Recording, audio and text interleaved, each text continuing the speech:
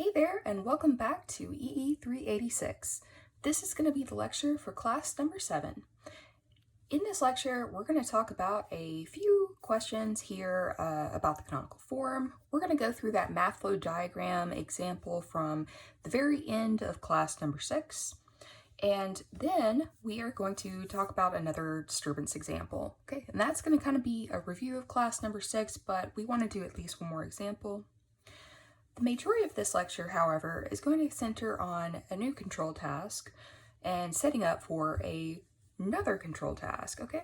So we are going to have something called set point regulation. We've mentioned that before.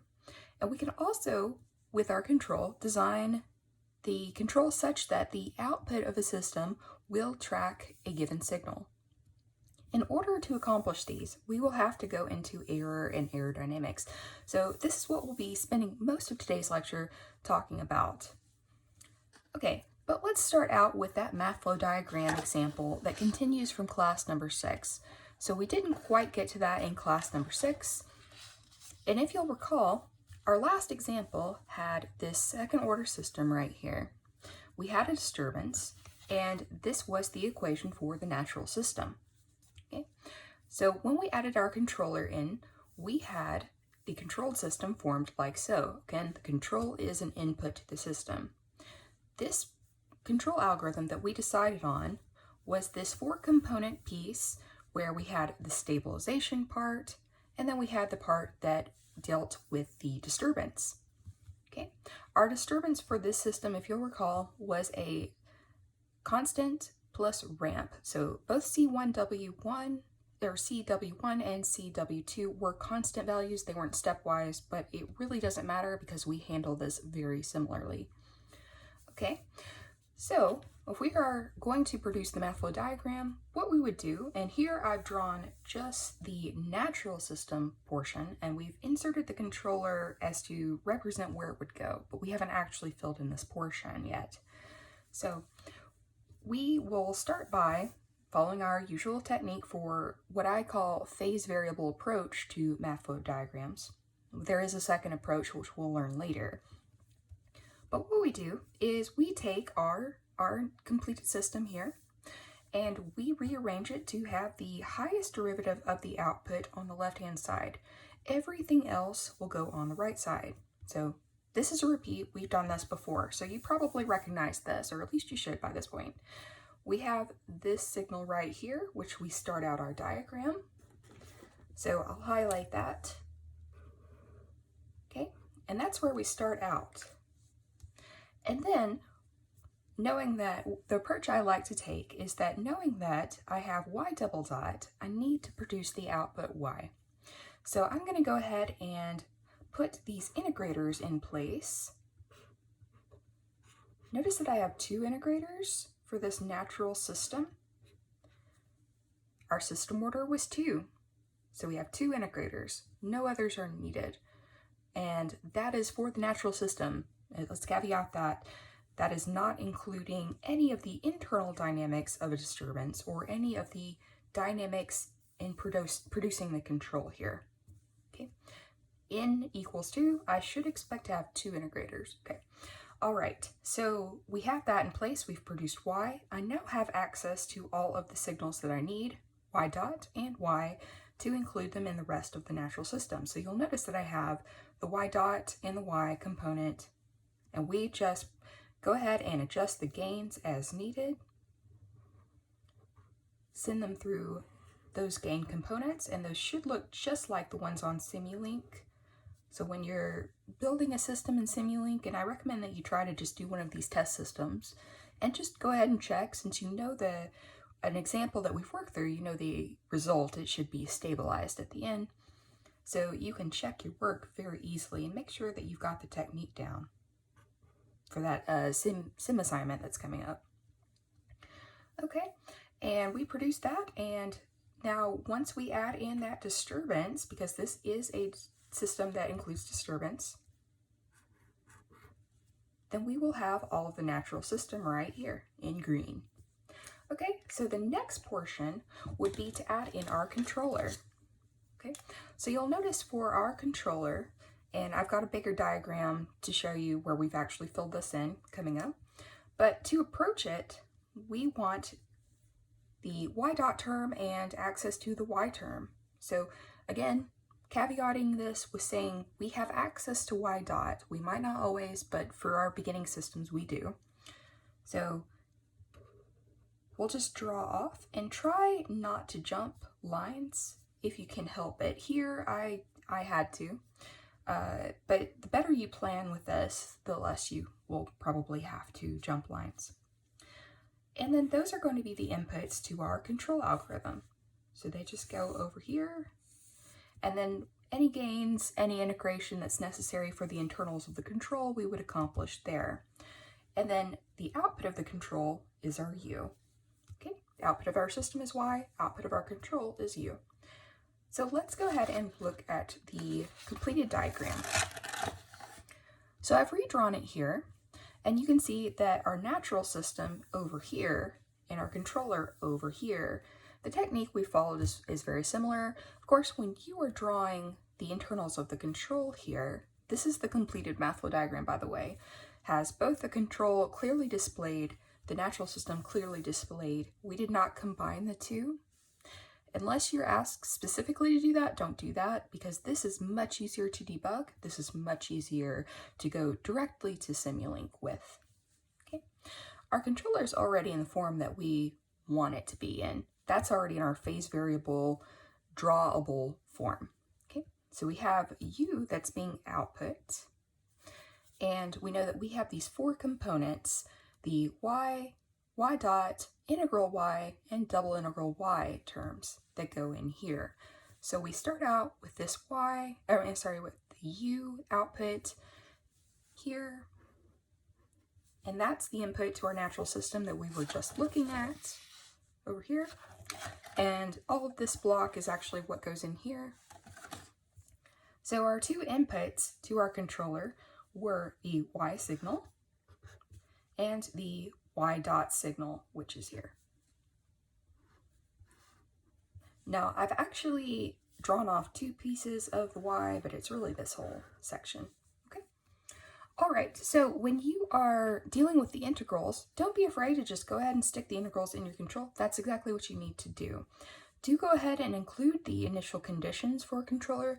These are usually up to you to pick. Unless they are specified, you can pick them. Okay, so for, let's say, we'll just work down through here. The K1 term, that design variable goes with the Y. So we draw off of Y and send that through the gain block K1. That produces the output K1Y, and we put that into our summing junction. And so we've got that accomplished. K2 Y dot up here. So we draw off Y dot from our natural system, and we have K2 gain right here multiplied, and that goes into our summing junction to produce U as well. We have two components that are left, K3. So we want to access Y here and send it through an integrator. That goes through the K3 gain, and then that will produce K3 integral Y. So that goes up into our summing junction as well. So we're almost there, one more component. K4 double integral of Y. So we have already an integrated Y accessible here. So let's go ahead and put that through another integrator, and I put initial conditions on the bottom because I kind of ran out of room here on the top. You can put them in your drawing wherever it makes sense to do so. Just make sure they're there. And then that goes through our K4. So we have now Y integrated and then integrated again, and then go through the K4 gain right there. And then that goes up into our summing junction. So that's all four components of U. Okay, so that completes our diagram. Hopefully that was pretty straightforward.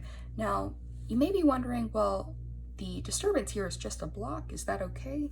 Yes. In Simulink, you may have to draw this a separate way. It could be as simple as a constant source, which would look like a block. But it really depends on what your structure of disturbance is. It could be a constant. source, and that's what it's called in Simulink. It could be a constant plus ramp, which has the symbol flatline and then ramp.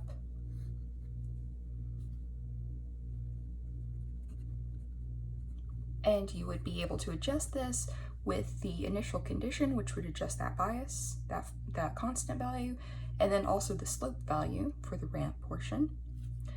Or if any portion or both portions are stepwise, you will need the stepwise constant, which has a look kind of like that, has the step in there, and that's the stepwise constant.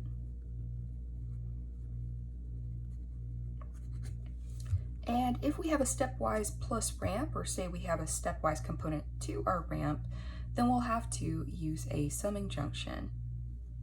So let's say we had a stepwise plus this ramp right here. I would send this into a summing junction, and then I would add in my ramp component here. And this is stepwise constant plus ramp.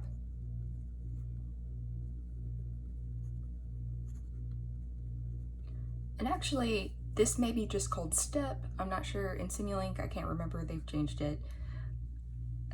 If I remember right, they've changed it at least once, but it does have this look, and that has been constant for many versions. Okay, now your output right here in each case would be your disturbance signal. I'll talk more about the Simulink assignment at the end of the lecture, but I do want you to be familiar by this point.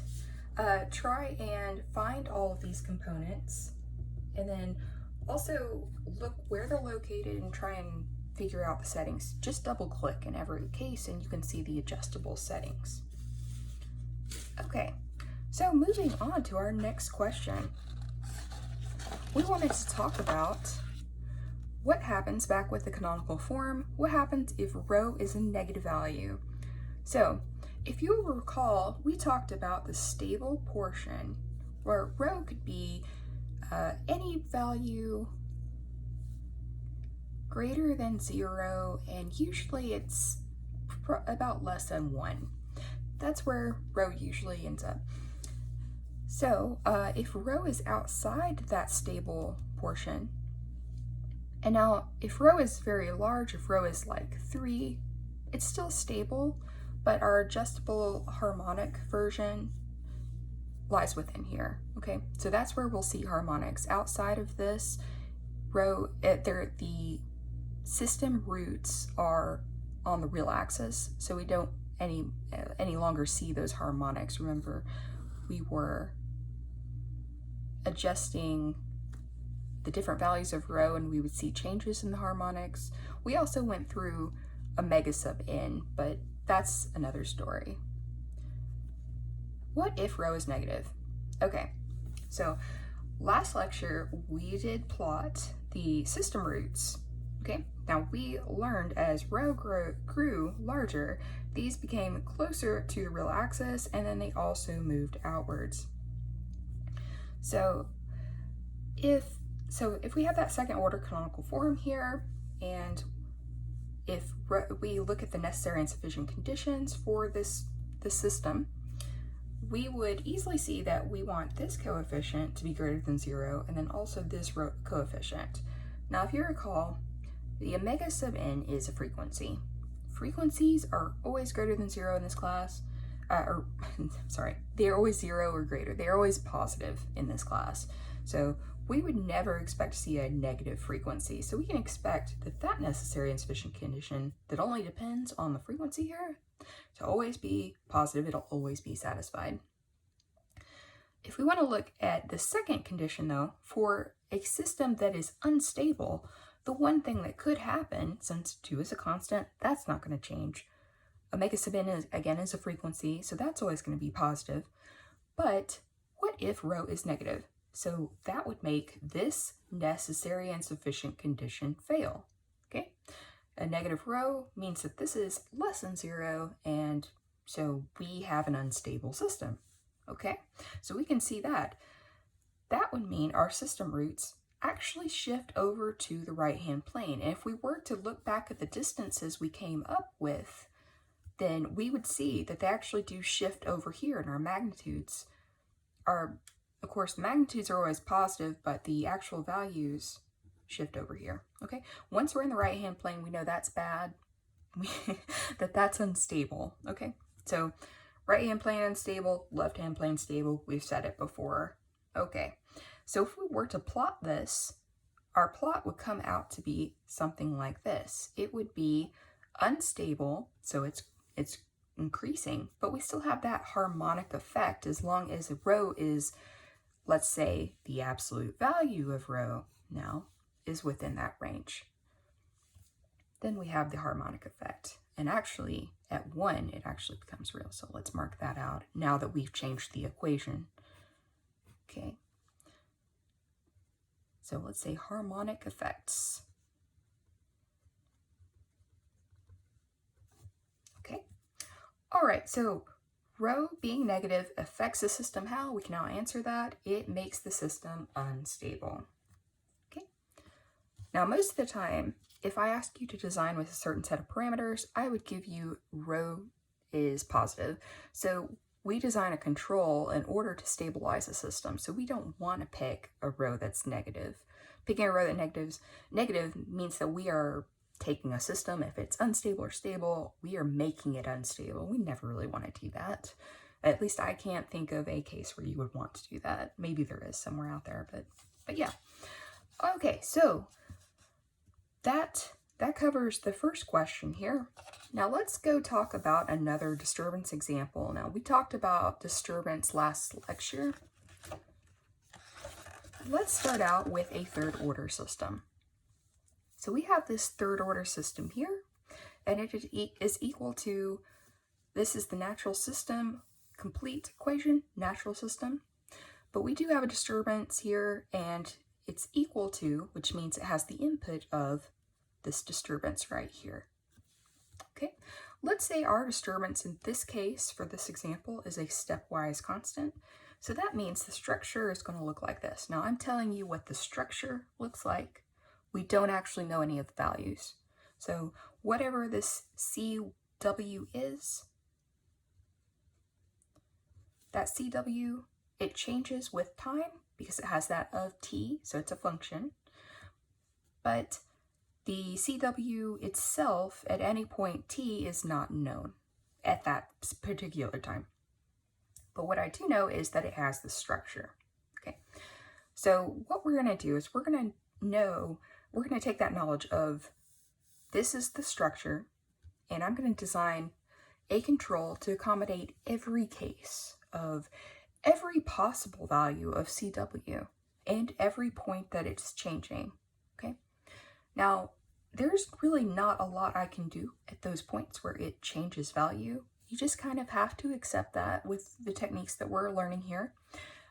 We are going to have a momentary blip here and there, and you will see that evidence in Simulink when you simulate something like this. But for every moment of t, every t value, that is, that CW is just equal to its value, it's not changing value, our control will work very well. Okay, so you can see here I've drawn the plot of the derivative of WT. We do want to look at that because that's the technique we're following. If we take the derivative, how many times? We get that m value. Here we've taken it once, so m is 1. We can see that the derivative of the structure of the disturbance, so I'm not really taking the derivative of the disturbance, I know it looks like it, taking the derivative of the structure. This is actually the structure, it's not the particular disturbance in this problem. Okay, all right, so we are taking the derivative of the structure of the type of disturbance that we would have. It goes to 0 every time that CW value is a constant value. So it's a constant most of the time, but it does change values sometimes. At those points, we'll have this huge increase, or rather varying, because it is a rapid change. So the derivative is going to be very large. Okay, and we can say that the derivative is 0 almost everywhere. So we've talked about this a few times, almost everywhere terminology. And we just kind of accept this. This is as good for us in our design technique as going to 0, or it's what we have to work with at this step. Okay? All right. So now that I have my system here and I know my disturbance, I can then solve for the system roots, and you want to do that by setting the input equal to 0, okay? So at this point, if I want to discover what the system roots are for my problem, I would disregard the disturbance momentarily and solve for those system roots. We come up with a lambda equal to +3, so this one's in the right hand plane, and then we have two other system roots that are in the left hand plane out here. Now you can see that once we have a single root in the right hand plane, it doesn't matter how large it is, that means instability. So it's an unstable system given that this one root is in that right hand plane. That's the same result as if all the roots are in the right hand plane. It doesn't matter. Once one is over there, it's unstable. Okay, so we want to design our control now. We know we have an unstable system. We know we have a disturbance. So let's design that control to have two components. We're going to have a stabilization portion, and then we are going to have a disturbance portion. Okay, so we design our stabilization portion much like we had been doing before with the minimal order design. I know that if I have a third order system, I can, knowing the minimal order technique we've learned, I don't have to include a third order term, but I need every other term as long as I have access to it. Okay, and again, in these cases, yes, you do have access to them. We haven't gone through the insufficient outputs case yet.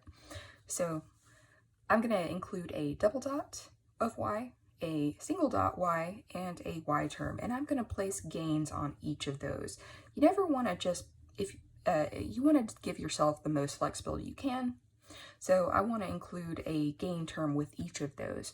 Don't just put y, y dot, y double dot, because that designs for one particular case, and you are betting that it's going to be stable, but you aren't guaranteed. Okay? It might work out, but it might not in that case. So always include those gain terms. Now here with the disturbance portion, we have taken the derivative once.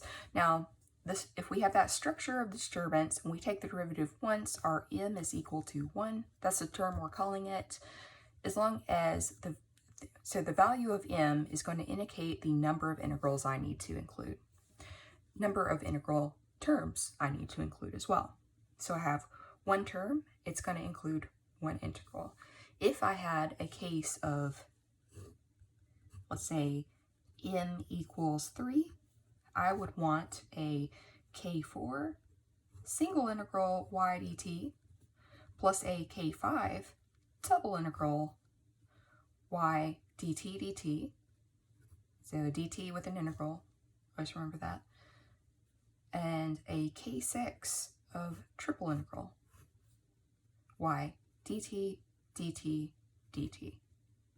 Okay, so just hopefully that clarifies the value of m, the number of integrals or derivatives that I need to take of the disturbance structure to get it to go to 0 or 0 almost everywhere is the number of the integrals they need, but I have to include the terms up to that point in a polynomial kind of style. Okay, this ensures that I'll have control over each part of our equation that we end up with. Okay, so let's do that. Let's plug that in. So we have both portions of our control. So we have our u of t. We plug that in and form our controlled system. So again, that was the natural system. The controlled system was when we add in our control portion. We are influencing the output of a system by manipulating the input. We are using information about the output of the system to influence the input of our system. Okay, so much like a thermostat, you want that temperature reading of the room that gives you a much more accurate control. Okay, so the controlled system, we formed that, and I've just plugged in our U here, and we walk through that just step by step here. We combined the terms, and then I went ahead and put the the disturbance still on the right hand side. Everything else is on the left hand side now. And simplifying, we get this equation right here. Now, once we take the derivative of this, we're taking the derivative because we have that disturbance term. We want to take the derivative of the entire equation the same amount of times that it requires for the disturbance to go to 0, or 0 almost everywhere, depending on what the structure was. Okay, if I had a stepwise portion, it'll go to 0 almost everywhere. Otherwise, it goes to 0. Okay, so we take the derivative there, and that forms our equation star. So we've called that equation star, and that's the terminology we're using to refer to this stage where we have the K1, K2, K3 kind of design terms, our control gains that we can design, and we want to pick our model equation to compare against, and then design those values. Okay? And we can either do it that way or choose according to necessary and sufficient conditions, just depending on your problem. There are multiple ways to design these K values. Okay, so we take the derivative once for this problem, again, because we had found our M equals 1 for this particular problem. And again, M was the derivative of the disturbance. Anyway, so we've said that enough. So for this problem, what I decided to do was choose the root to be -3.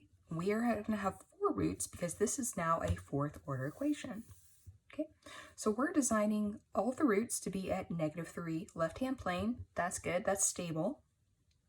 So I form a polynomial that has all those roots by expanding this right here.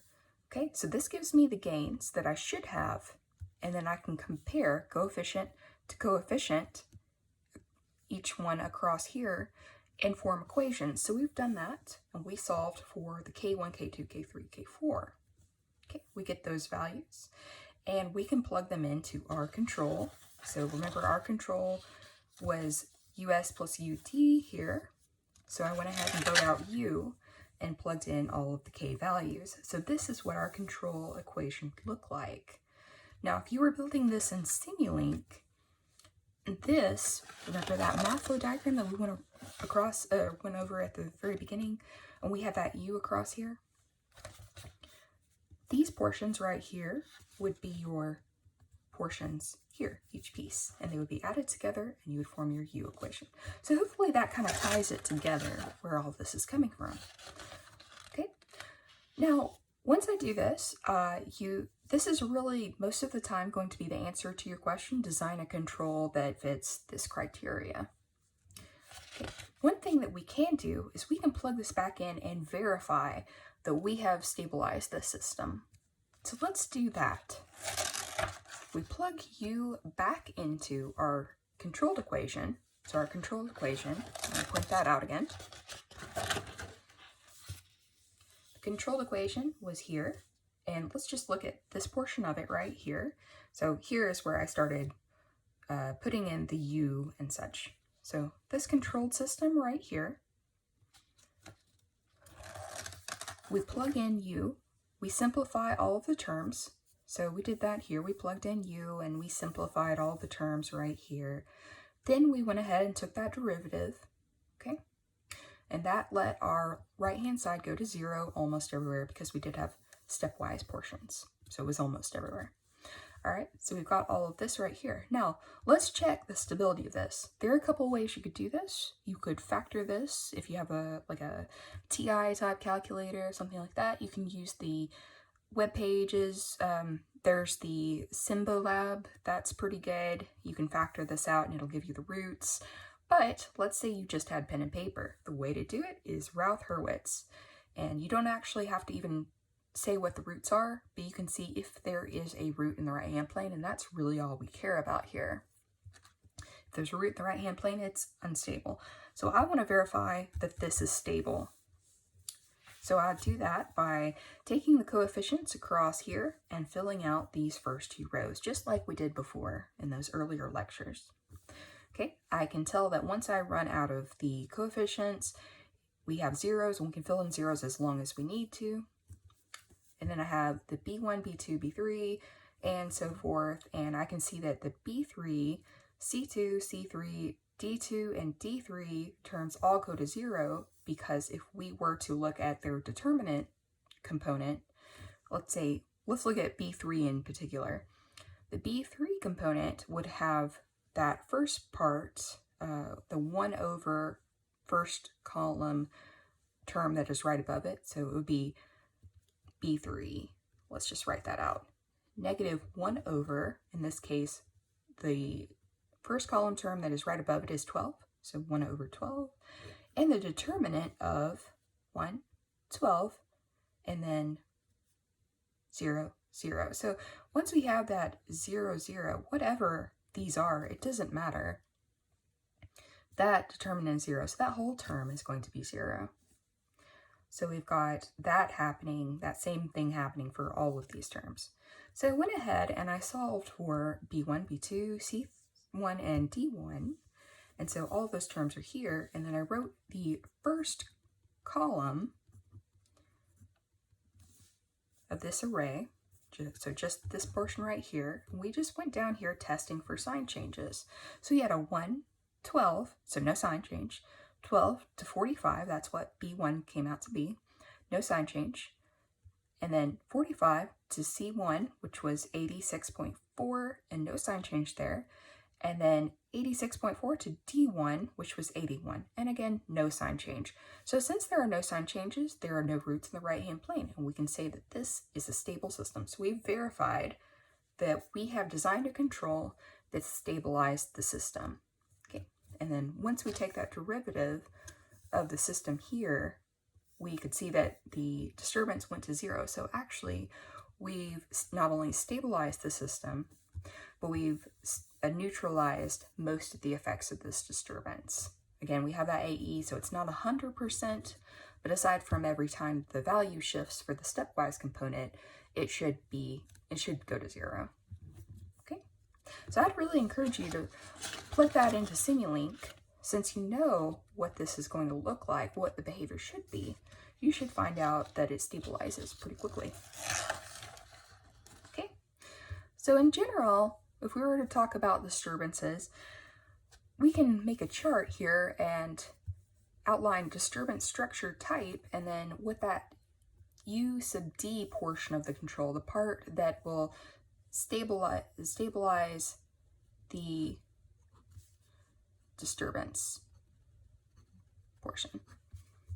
Okay, hopefully that's not, since I wrote stabilization here, hopefully that's not confusing with the U sub S. So we already say that we design that U sub S portion if we need it, but really we're going to stabilize the portion, or stabilize the system from the disturbance. So this takes care of the disturbance. The U sub S was stabilizing the system before the disturbance was a factor. Okay. So here we have, say like a constant or a stepwise constant, and then we have a ramp portion. So our disturbance portion of the control should have a single integral and a double integral, both of our output, whatever that, if our output is y, which most of the time it is, it's going to be the integral of y. Okay. If we had just a constant or stepwise constant, we'd have just the single integral, and that's really what we just saw in the example we've gone through. If we have, let's say, something like this, because you don't always have to have every term up to a certain polynomial structure. Let's say the C1, the C2 are 0, and we have a C3 that's 0, but we also have this term here. We would actually design it the exact same way as if we had this kind of a structure. So in both of these cases, n is 4. So 4 derivatives are required to make this go to 0, or 0 almost everywhere. So first derivative, you can see I've taken the derivatives down here, and it goes to 0 at the fourth derivative. The fourth derivative, just to note with those dots, that's going to be the most dots. 4 dots is the most dots I will draw above a variable. Above that, if it were like fifth, I would say something like that right there with the parentheses, just so you recognize that. I think I've said that before, but just in case I haven't. And our UD portion that corresponds to this type of disturbance would have the single integral, the double integral, triple integral, and then would have the 4 integrals. So we need the 4 integrals corresponding to the 4th derivative here. Okay, so m is equal to 4 in this case. Now, again, if we had this disturbance case right here, you can see that m is also 4. So our UD portion is going to be exactly the same. And in general, I just want to state here at the bottom, our control up to this point that we've learned, our control is a stabilization portion and this disturbance. This is not the complete control. This is only the disturbance portion. We still have to design that stabilization portion. We've designed that before. That was the first type of control we learned. Okay?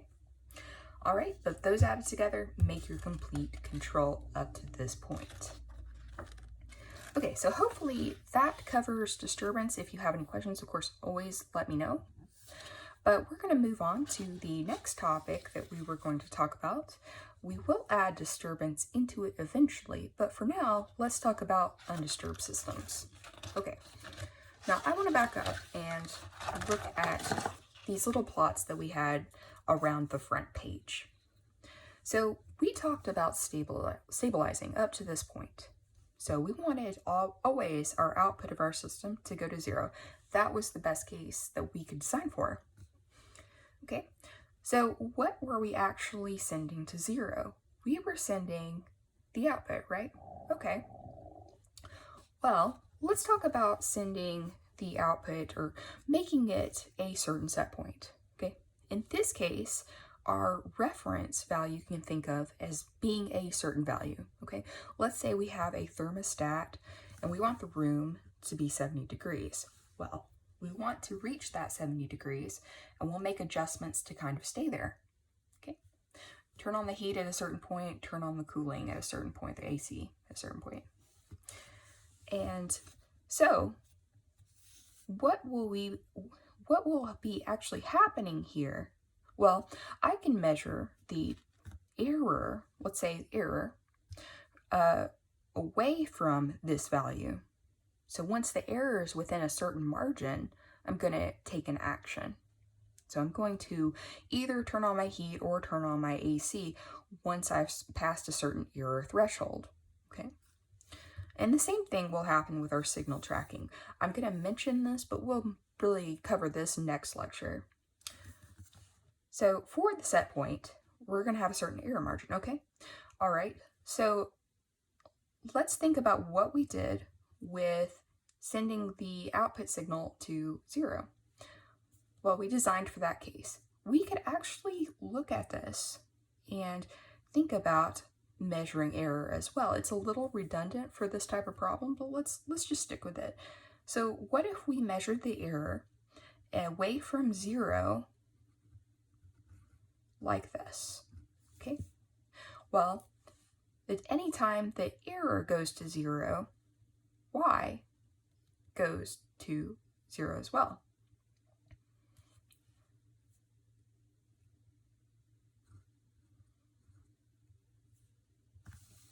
Okay, so we're actually measuring this, and the negative sign really comes from our negative feedback. Okay, for the stabilization portion, we could always say, oh, okay, well, and let me go ahead and complete that equation so that it makes sense. At any time that I am away from 0, I have this margin, okay? So this is kind of redundant again, but looking at the style, that would be really useful over here. So what if I were to measure error over here? So I'd have error as being my distance away from 70 right here. Now, anytime that the error goes to 0 is a time that y is equal to 70. Okay, so look at that. I'm wanting error to go to 0. That is very similar to our first design case that we talked about before with wanting output to go to 0. I wonder if there's something we could borrow. Absolutely. So that's where we're going. And in order to do that, we're talking about error and error dynamics. So we're going to learn this and then apply it to this type of problem. And then later on, we'll apply it to this type of problem in the next lecture. Okay, so error and error dynamics. All right, set point or signal tracker, in either case really, it applies to both, always start with a definition of error. Okay, error is going to be defined in this class as the y desired. So you can see that that's what I was doing here. I made 70 minus our y of t. So desired minus actual. So actual is our y of t, our system response. Back in our rocket problem, we were going to have error be our theta because theta was our output. But in general, whatever your system response variable is, it goes here. And then your desired value is over here. In our case of the thermostat we were just talking about, it was 70 degrees, so that would have gone here. And so we're measuring that difference, okay? Ideally, to achieve that, we want the error to go to 0. So we want error to go to 0 as t increases, and we also want it to stay there. And we want to accomplish that for all initial conditions. So we always put that for initial conditions.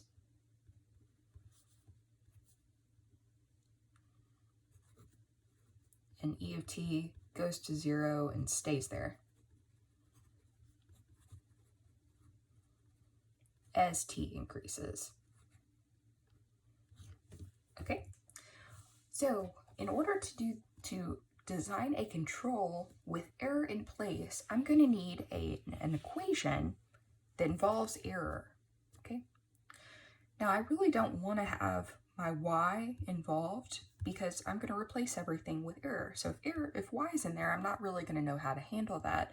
I'm going to design a control specifically to deal with error and error dynamics. So we're going to have to develop this error dynamics equation for any particular problem. So this is going to change for every problem, but the technique is going to be the same. Okay, so the error dynamics equation, what is it? Well, it's the representation in differential equation format of our error behavior in our specific scenario or problem, whatever we're going to do. Okay, so let's work through an example and let me show you the technique we're going to follow, and then we'll outline the technique at the right after that. Okay, so we have this example. We'll have a second order system. We're not going to have disturbance in it right yet. Okay, we'll have it after. So what I want from this system is to have the system stabilized. If it's unstable, you can notice that I have A2 and A1, so I'm including unstable cases and stable cases here because it's a generic system.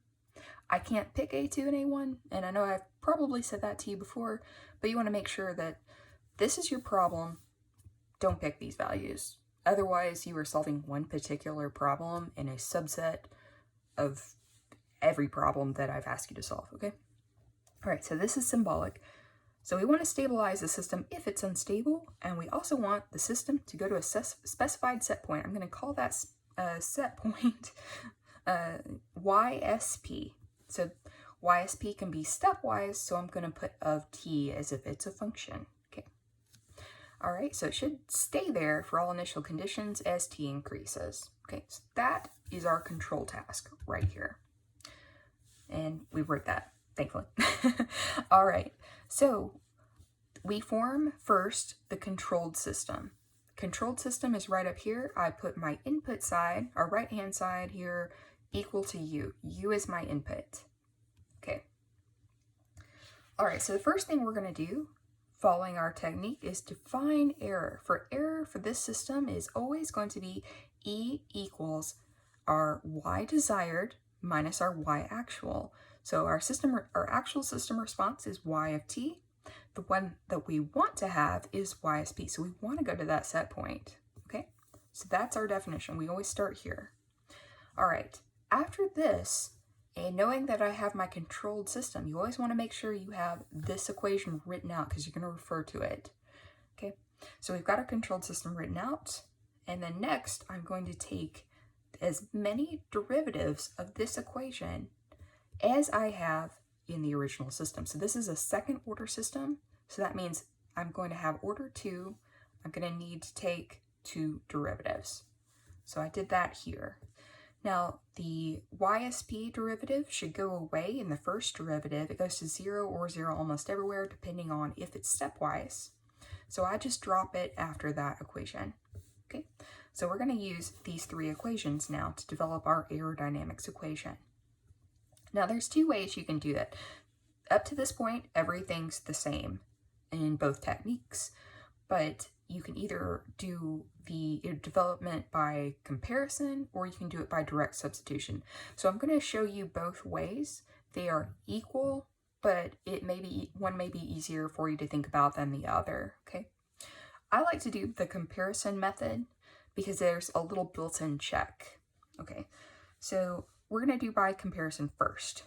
So what I'm going to do is I'm going to refer to the controlled system back and forth, and I'm going to try to develop a system using the e's in the same style as this controlled system, okay? And if I do everything right, I should be able to make a direct substitution of this controlled system into the equation as I'm working through it. So here we've got, so actually let me back up a little bit. We'll do this piece by piece. Okay, so I'm referring here and I want to build up an equation that looks like it. So we've got y double dot. Well, I've got this e double dot. So I'm going to put an e double dot in its place. Now I've got something equal to something. I have an equation. So I have to carry over the second side. So I have e double dot. So I'm going to have that equal to, and I'm going to have that negative y double dot that's equal here. Okay? All right, so we go to the next term. We have a2 multiplied by a y single dot. So I want to build up the second component, and I have this e dot. So I'm going to have a2 times e dot, and then I'm going to, again, multiply the a2 by my other side and put it over on the other side of the equal sign, okay? You have to make it equal, okay? So here we are building up this equation.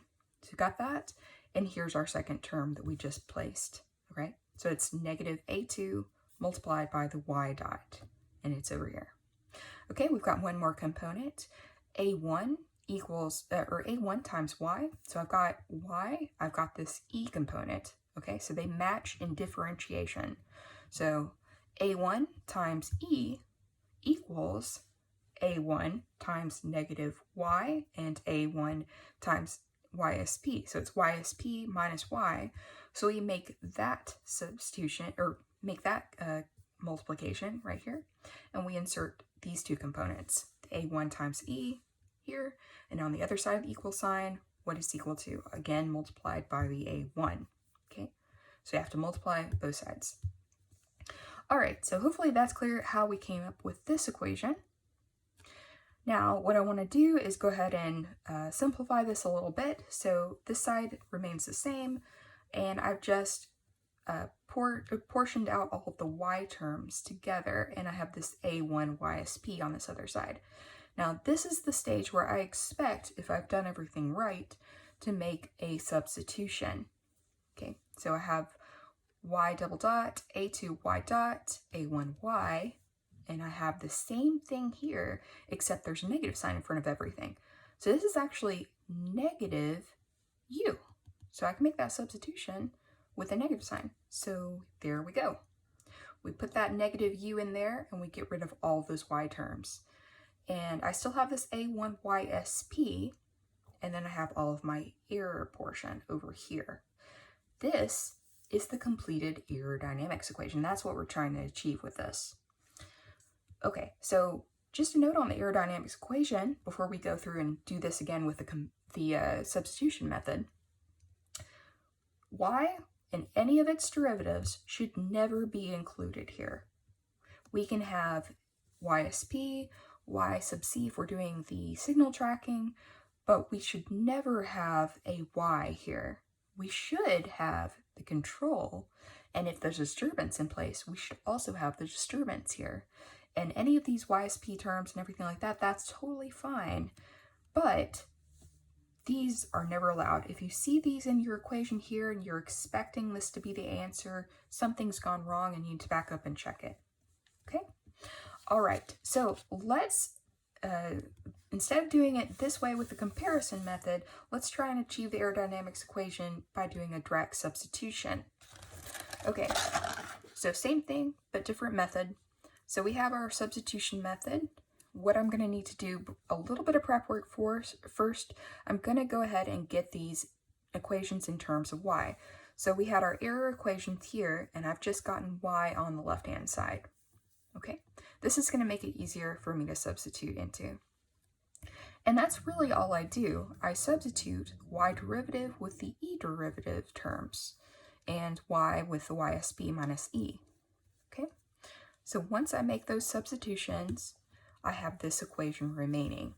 Okay, I should have u, and if I had a disturbance term, a w, I should also have that present here. Okay, all right, so now we want to go ahead and get the correct form. We want to get our e terms, our derivatives over on the left-hand side, everything else on the right-hand side. Okay, so that's the steps I've taken here. We just kind of grouped the e's together and we moved this term over. Now, is it all right if the u has a negative sign? Yes, and in this case, in this equation, we should end up with one. In most cases, you'll probably find that you have a negative u in this equation. And that comes from the fact that we're using negative feedback. So the negative feedback showed up in our, actually right here, but I was going to point to this equation right here. This negative sign, again, that's from the negative feedback.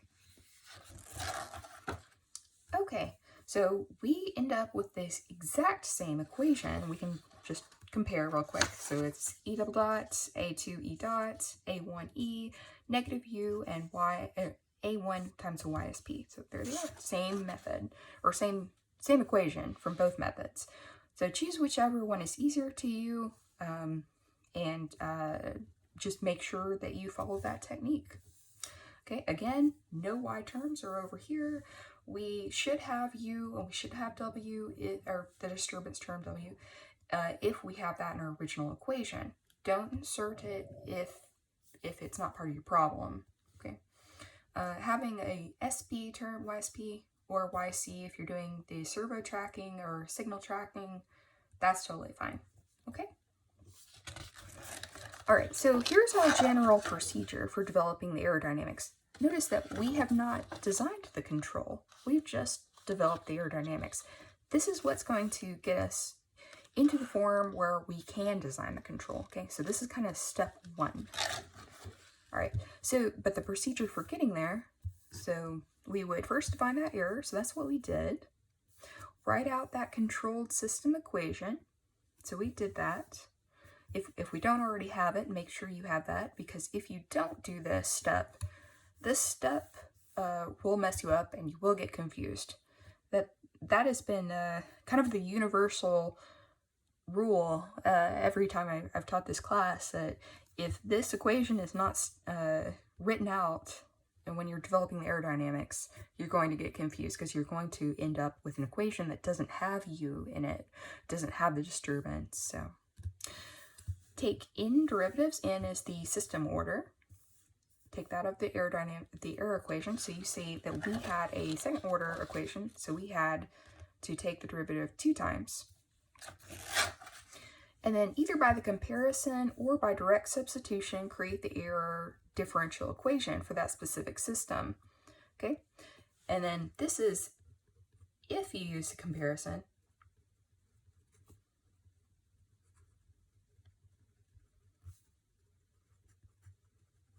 Then you'll make that substitution from the original controlled system, okay? And the aerodynamics is what you'll end up with. So that's what happened here. And notice that if we did the substitution method, you didn't have to make that substitution, but you also didn't have that built-in check that you were on the right track.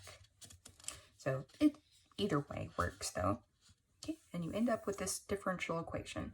Now you can see that we're probably going to design U to fit here, right? Okay, yeah, that's where we're going. All right, so our next step is how to design the control now. Now that we have our aerodynamics equation. So we're going to design this in a few stages. Okay, so this is the general form. We're going to have that stabilizing portion. If we have a disturbance, we'll have a disturbance accommodation portion.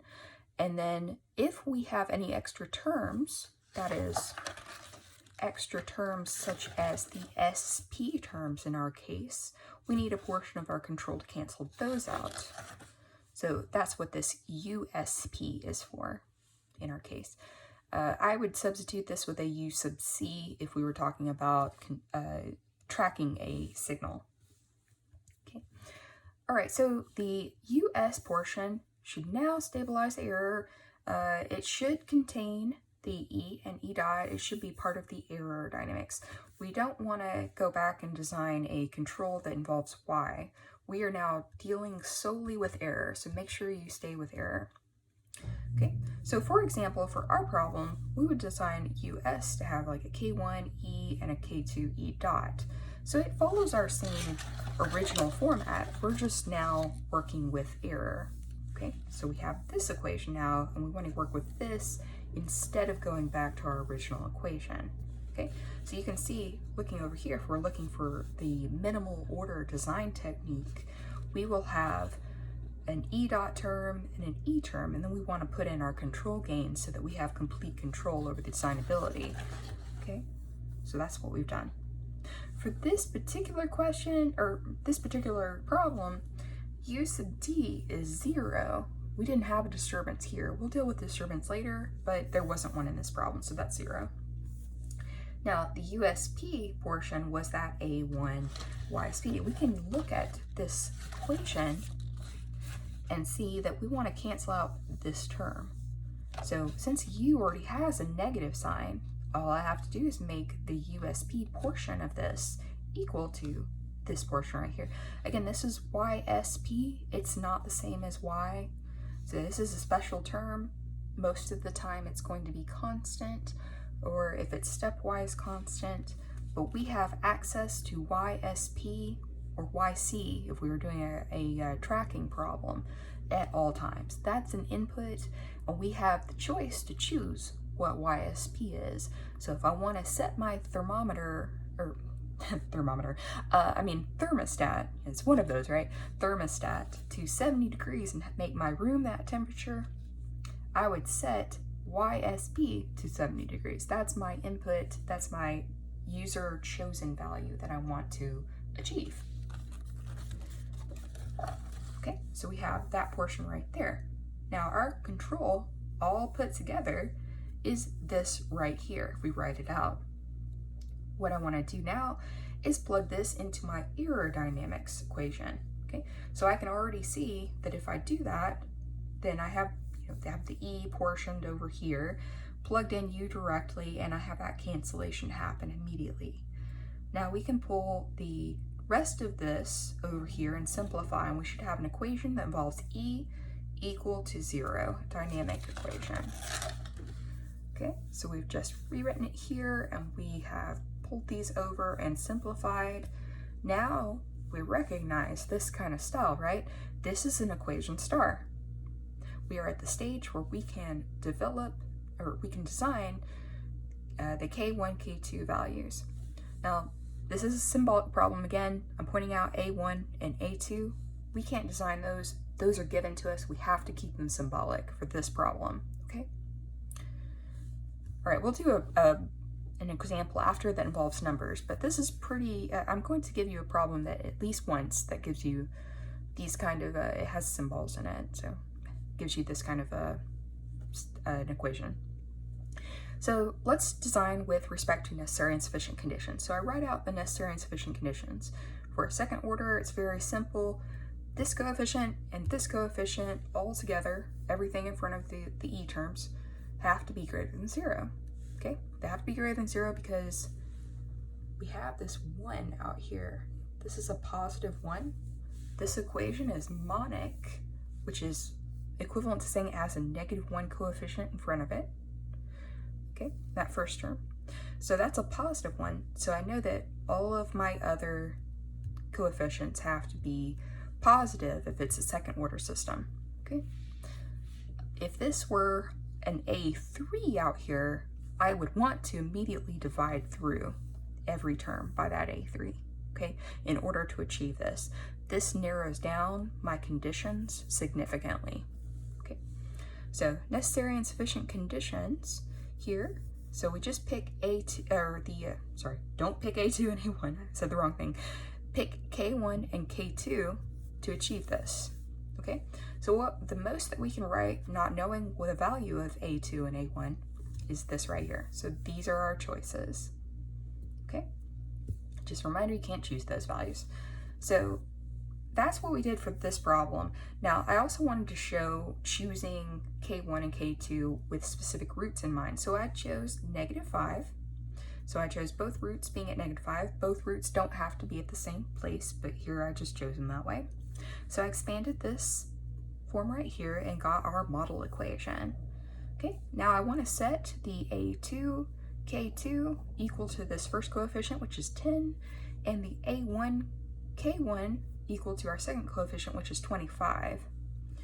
So we come up with these equations right here, and these are the values of our K1, K2.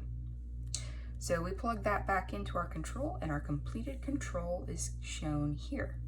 So we have our E component, our E dot component, and then our cancellation component, which was the A1 YSP, okay?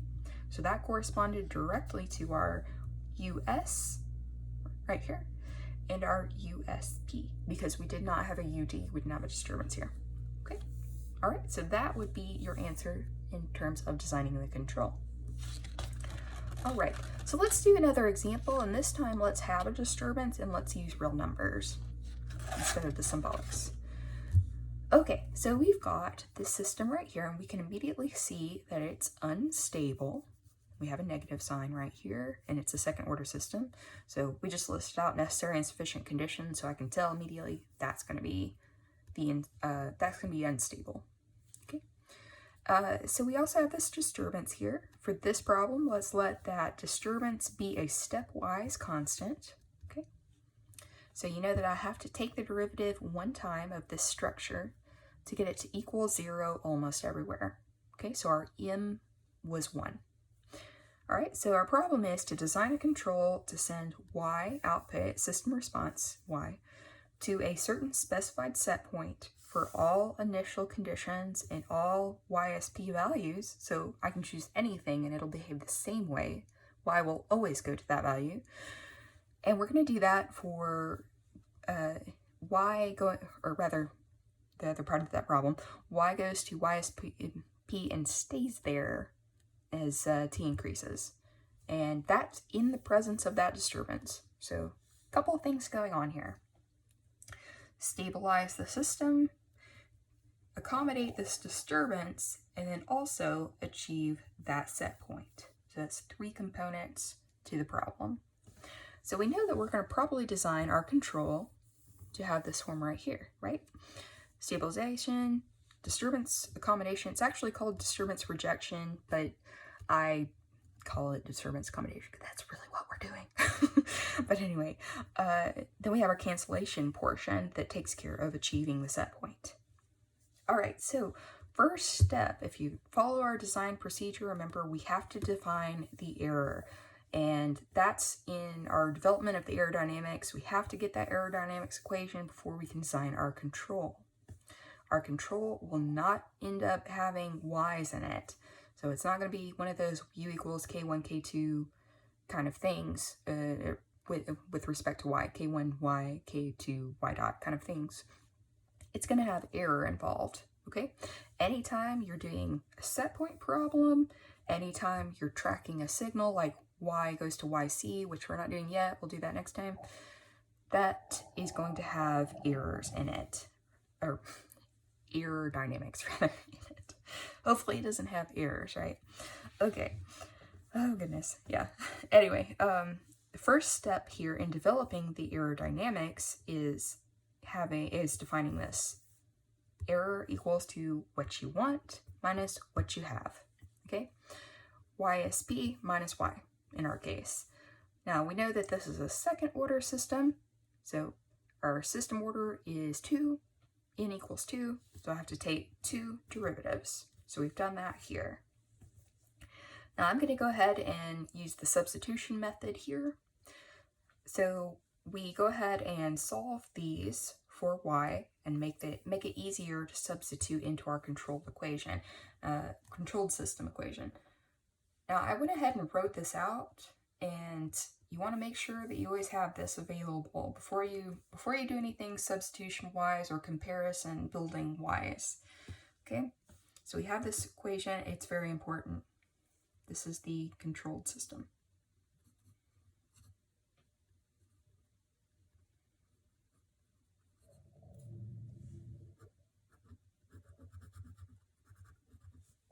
Okay, so we go ahead and do our solving for the y's. We make our substitution up here.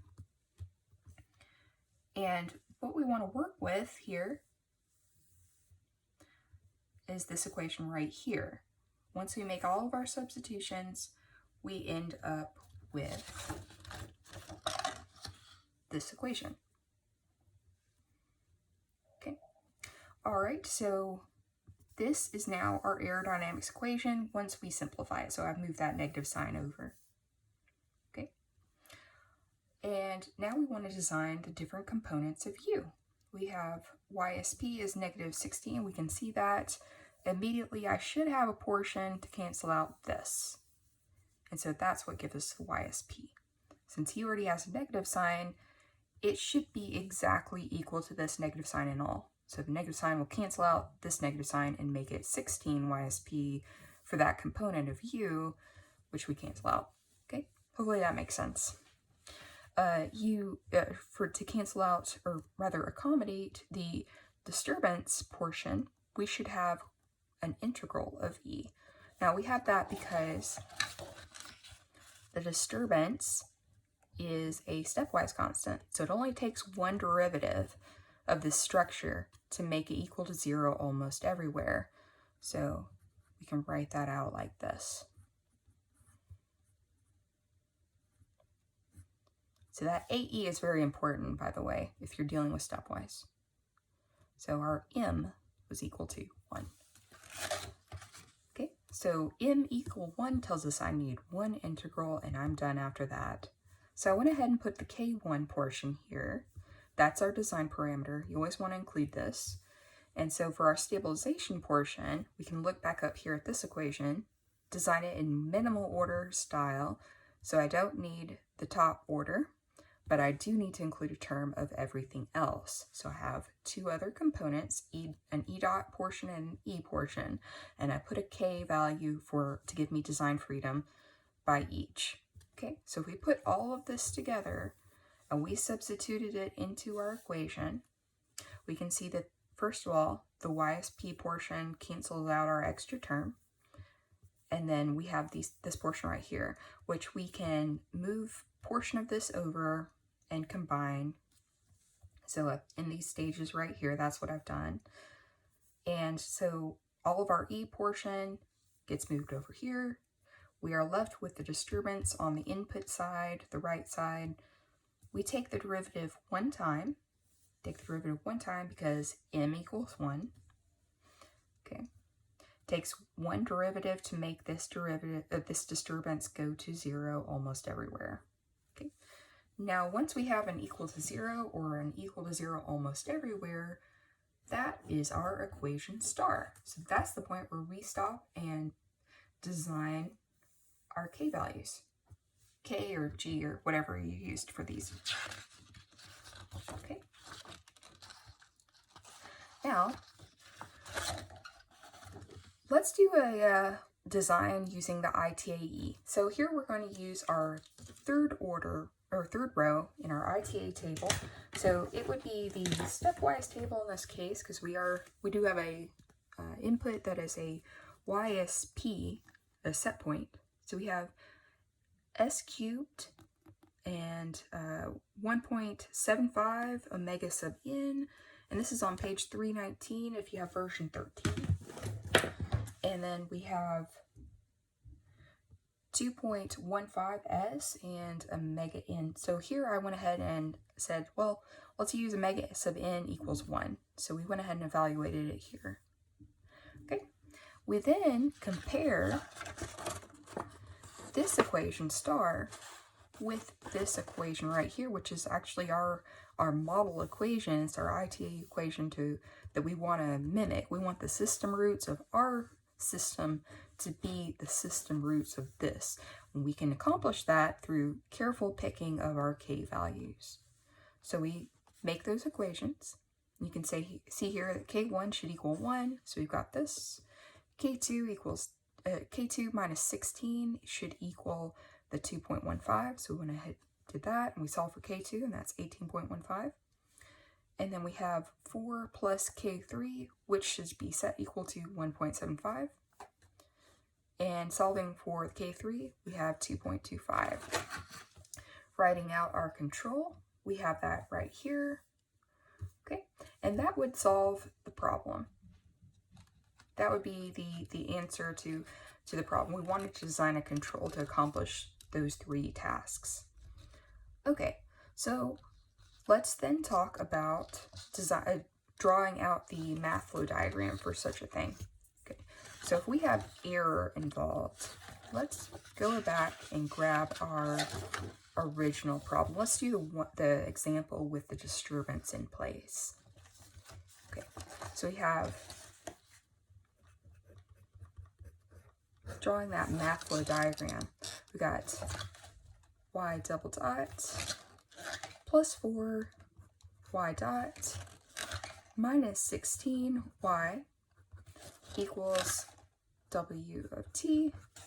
Okay, we said that w of t is a stepwise constant. I think I said CW, yes. Stepwise constant. Okay, and then we'll write out our control.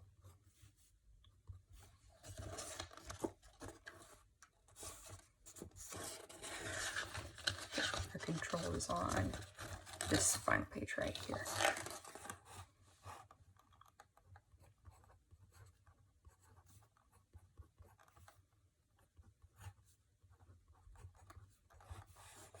Okay, 18.15e plus 2.25e, and that's a e dot. Okay, and one other equation we needed was our definition of error right here.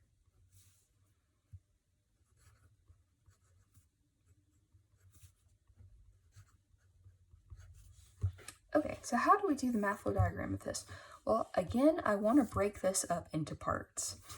I'm going to first draw out the natural system right here, and then I'm going to draw out or have the controlled system. So I'm going to go ahead and add in control.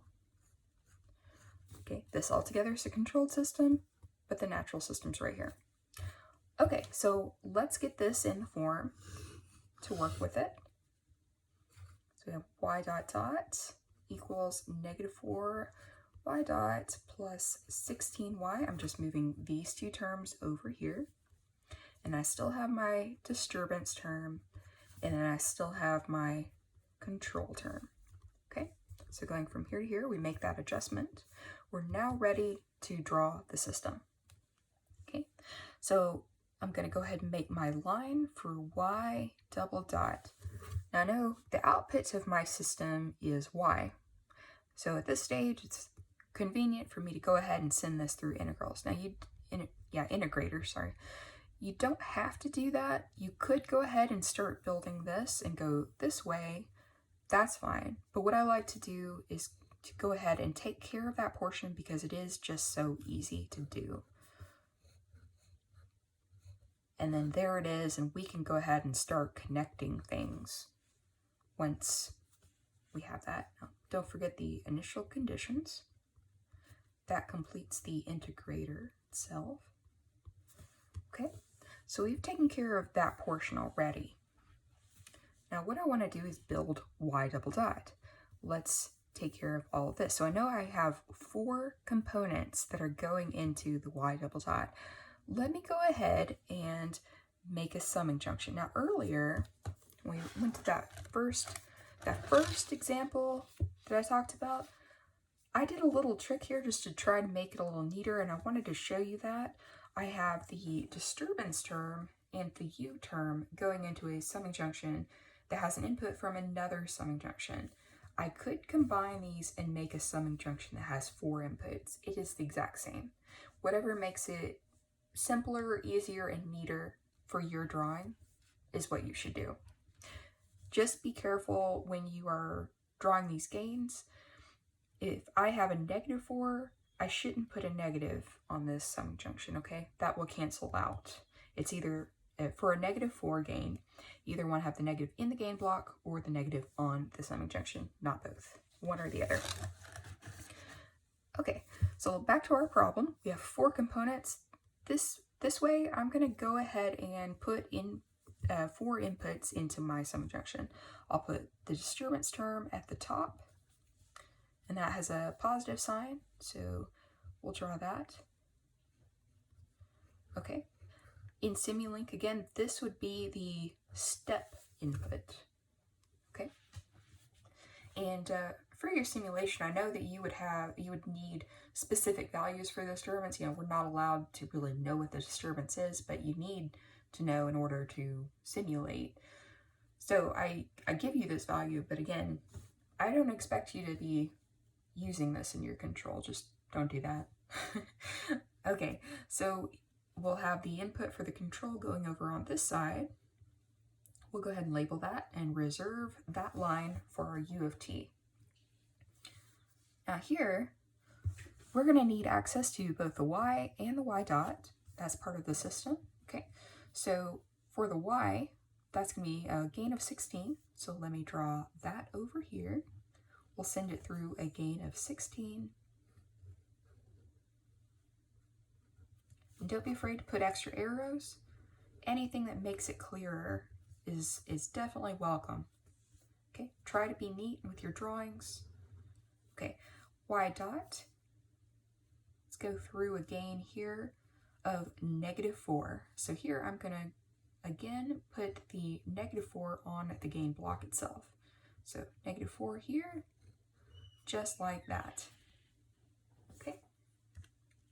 So now we've taken care of all of the natural system, and that includes our disturbance, everything over here. Now for our control, you notice that our control is going to include a few other terms, like we need that YSP input. That's an input to our overall system. We have E, and we're going to need to build that up. Okay, so over here on the side, what I'm going to do is I'm going to refer to this equation right here, and I'm going to construct E. Into my system, so we could do this the same way that we've been doing all the rest of the math flow diagram so far, and have a line that represents E, and know that I'm going to build E of t. Okay, so let me go ahead and send in YSP. YSP is either going to be a constant source or a source. In this case, we said, I think we just left it open that it could be either. So that's going to be whatever type of source block that YSP requires, if it's stepwise or whatever required by your problem. That's going to go into this summing junction. You can see that you have 2 components that build E, so I'm going to need to have a summing junction. We'll connect those real quick. And this one's going to be added since there's a positive sign for YSP, and then there's going to be a negative sign for Y, and this is going to be our negative feedback. So I'm going to go ahead and draw this all the way over here and connect this. This is going to be Y. And you can always label stuff extra. Now this is already labeled over here, but that's fine if I label it here too.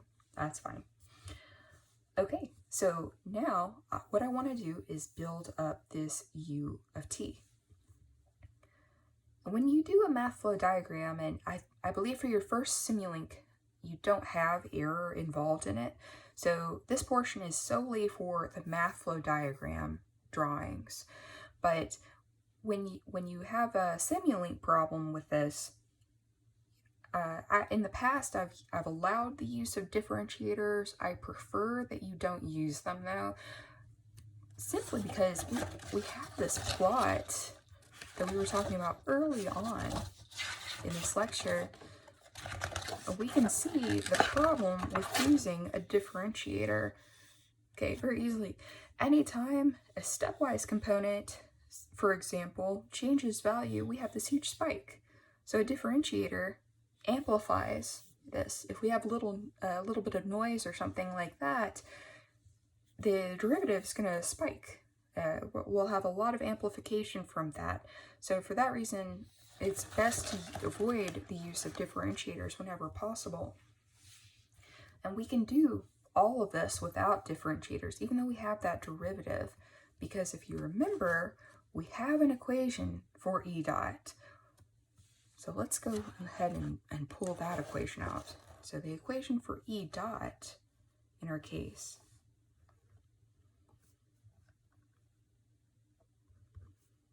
is actually equal to negative y. Negative y, I believe that was the problem that we were dealing with. Yes, there we go. Yeah, that's correct. Negative y for this problem. Okay, so we've got that. We've got our equation for E, so we should be able to build all of these components. YSP is right over here, so we've got that portion. And all I need to do is integrate the E to form that portion right there. So now I can go ahead and put a summing junction right here and build up my U of T signal. Okay. Before we do that, let's go ahead and get this E dot available. I see that that's one thing I don't have easy to draw just over here. So it looks like I'm going to have to jump a line. So I'll go ahead and do that. Let me just draw it down this way, and then I'll jump the line. Try to avoid that if you can, but sometimes you can't. It's fine. And we're going to send that through either a negative gain, or we're going to have a negative sign on the summing junction. Let's go ahead and just put this sign on the summing junction, because that is easy. All right. And then this I will label as E dot equals negative y dot of t. So it's negative at this stage. So I could, for correctness, I would probably say that this is negative E dot here. This line up to this point is actually negative E dot. And it is E dot after it goes into the summing junction because we have the negative sign applied to it. Okay, so now we've got that portion taken care of right there. And actually, we forgot the gain. Let's draw that in there. Would have been better if I was using a pencil in this case. So there. And it's always good to check, so I just realized that I dropped that. So we have this component now taken care of. All right, so let's do this easy one right here, which is just E. We'll just draw this over here and apply that 18.15 gain to it. And that just gets added in. So now we have this portion as well. Now I have an integral of E and I want to add that in as well. Let's send that through an integrator, and the gain on this is just 1, so I don't have to have a gain block. And my initial conditions here are really up for me to choose because I am designing this control, but I still need to input them. And there we go, we're going to add that in, and that is integral E dt on this line. Okay, so the last portion is this negative 16 times YSP. Let's add that in. That's going to be negative, so I'll have the negative on the summing junction again for this. Either way, if you want to put it in the gain block, that's totally fine. And then we have a gain of 16. And we're going to draw that off of YSP. You always have access to YSP. And look at this system now. We've completed. This is really nice, and I'm actually very happy that I drew this neatly. Sometimes it's hard to do that. But if you look at this and look with respect to that original block diagram that we were talking about before, where we had that R of t reference input, and we subtract the Y feedback, goes into our controller. The output of the controller goes into our process. And our output of our process is this Y, T. Well, that fits the style of here. Here's our Y output. This portion right here is our process. Our controller is all of this portion right here that has the output of U of t, and then R of t is our YSP input. Okay, we have that negative feedback and everything. So we have actually filled in our system. This is our complete system right here. And this is the closed loop system. Okay, so we've closed that loop with feedback. Okay, so you can take this to Simulink directly, and this is just an example of how you would build something with that involves error. Okay, but it's very similar. You just want to build up the components of the error like we've done here. And this actually wasn't too complicated because it is a set point, but as we go along with the command signal, it'll become just a little bit more involved. But yeah. So now, at the very end of this lecture, I'm going to talk just a little bit about Simulink. I know I have those older Simulink videos, and I still think they're very informative of what you should do to start out. But you want to make sure before you start anything to check your settings. The most important one to start off with is the configuration parameters.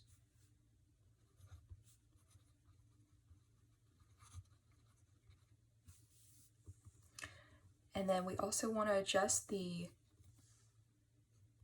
time settings. We should be simulating from t equals 0 to 10. That should be your span. And I think that is actually the default. Okay. Remember that you'll have initial conditions on several blocks, but particularly the integrators.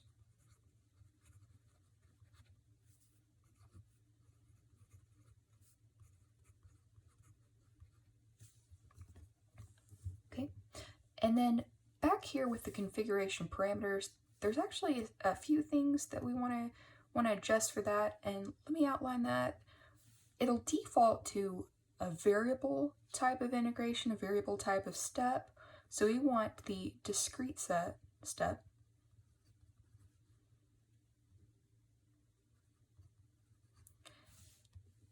We want the Euler integration. And we want our step size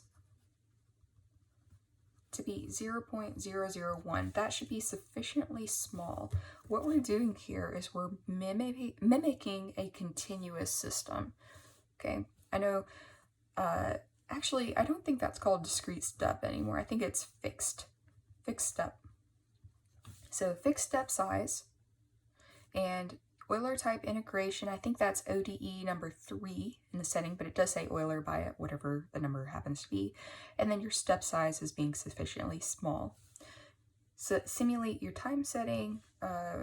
This right here, again, I think that's the default, but if anything else is specified, you can always adjust that at the top of your work page. For initial conditions on the integrators and other blocks, just double click them. And they should pop up. Okay. There will be at the top of your run page, there will be a simulate button, usually like a play button. and you want to pull up your, under View, go ahead and get your library browser.